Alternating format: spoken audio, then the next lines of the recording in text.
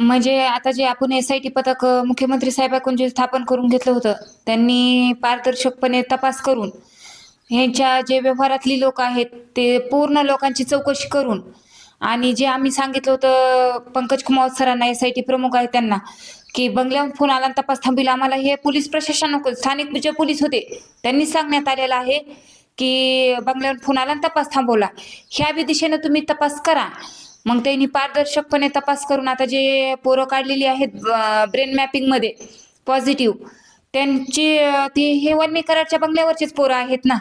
मग संशयाची दोरी सगळी म्हणजे जे तपास थांबवला म्हणले आणि हे ब्रेन मॅपिंग मध्ये जे पोरं आलेले आहेत, ते सगळी संशयाची दोरी वाल्मीकराड यांच्याकडे जात आहे.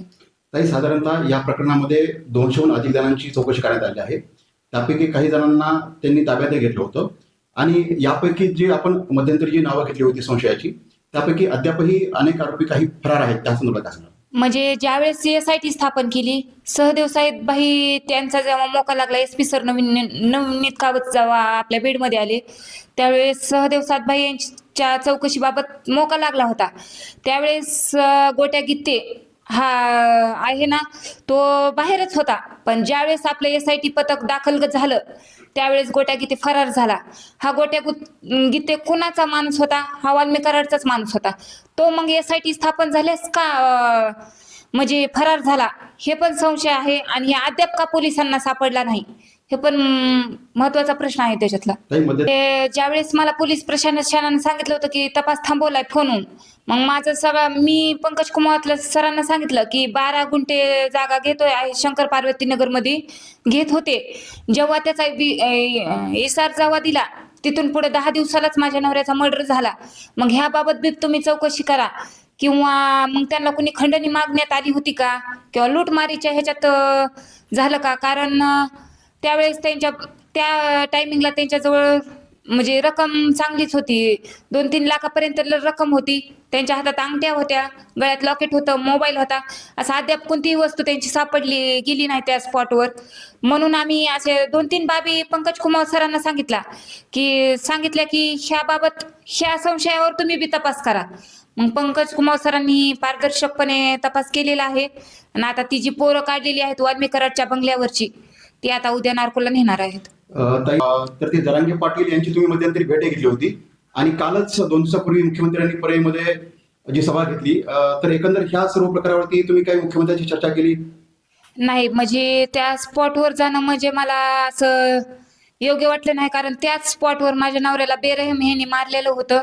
त्याच्यामुळे माझी इच्छा होती की मी मुख्यमंत्री साहेबांना जाऊन भेटावं, की तपास काही का संतगती म्हणजे दमानी तपास चालू आहे हे मला जाणून घ्यायचं होतं. पण त्या स्पॉटवर अशी घटना झाली असल्यामुळं मी गेले नाही. आणि दादांना मी मिरवट येते, दादा आले होते जरांगे पाटील मिरवट या गावी आले होते, त्यावेळेस मी दादांना मदर जाऊन भेटले होते की दादा हे आता म्हणजे तपासामध्ये काहीच वेग दिसत नाही आणि मोप तपास सांगत आहेत, पण ह्याच्यात काहीच होत नाही. मग पंकज कुमार सरांनी पुन्हा माहिती दिली आणि आता ब्रेन मॅपिंग मध्ये जे पॉझिटिव्ह आले त्यांचे म्हणजे त्यांनी सांगितलं की ह्याच्याच बंगल्यावरचे पोरं आले आहेत, वाल्मीकराडच्याच. मग आता त्यांची नार्को करणार आहेत. आणि असा सपोर्ट म्हणजे राजकीय सपोर्ट सगळ्यांचाच आहे, की सुप्रियाताई आहेत, आपले खासदार बजरंग बाप्पा आहेत, पुन्हा जितेंद्र आव्हाड साहेब आहेत, त्यांनी माझी लक्षवेधी विधान भवनात मांडली, पुन्हा प्रकाश दादा आहेत.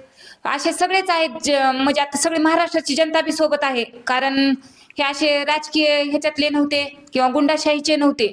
मग इतक्या गरीब माणसाला इतकं बेरहम का मारलं, म्हणून अशी सगळी जनता आता माझ्या सोबत आहे. आणि आता थोडीशी आशा आहे की न्याय भेटल उद्या आता त्या नार्कोमध्ये निष्पन्न होतीलच आरोपी, मुख्य आरोपी कोण आहे ते. ताई, शेवटचा प्रश्न की साधारणतः एस-आय-टी स्थापन होऊन 6 महिने होत आहेत आणि ज्या पद्धतीनं तपास चालू आहे त्या दिशेनं तुम्ही समाधानी आहात का? नाही, समाधानी जोपर्यंत आरोपी गजाआड होत नाही तोपर्यंत समाधानी नाहीच. पण आता एस-आय-टी तपास हे अंतिम टप्प्यात आहे. त्यांनी सांगितलं आहे की हा अंतिम टप्पा आहे नार्को टेस्ट म्हणजे, ह्याच्यात तर 100% आरोपी निष्पन्न व्हायला पाहिजेतच. ज्यावेळेस गजाआड आरोपी होतील त्यावेळेस खरंच माझ्या नवऱ्याला न्याय भेटला असं मी म्हणण्यात येईल.